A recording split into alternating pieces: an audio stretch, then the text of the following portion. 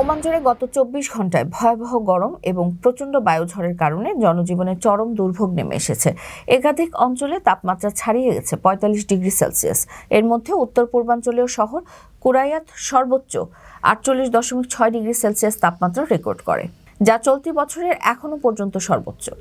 এই তীব্র গরমের পাশাপাশি উন্মুক্ত ও মরু এলাকাগুলোতে গত কয়েকদিন ধরে দেখা যাচ্ছে প্রচণ্ড ধূলিঝড় ও বায়ুপ্রবাহ, যা স্বাভাবিক জীবনযাত্রাকে এক কথায় বিপর্যস্ত করে তুলেছে।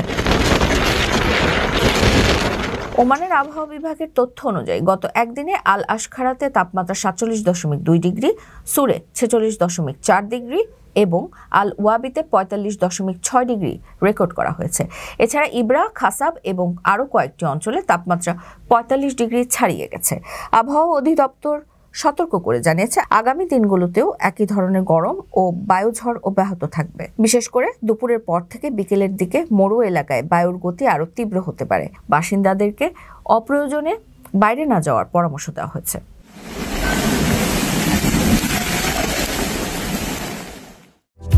আকর্ষণীয় রেট ও দারুণ সব ডাটা বান্ডেল পেতে আজই ব্যবহার করুন ফ্রেন্ডলি সিম।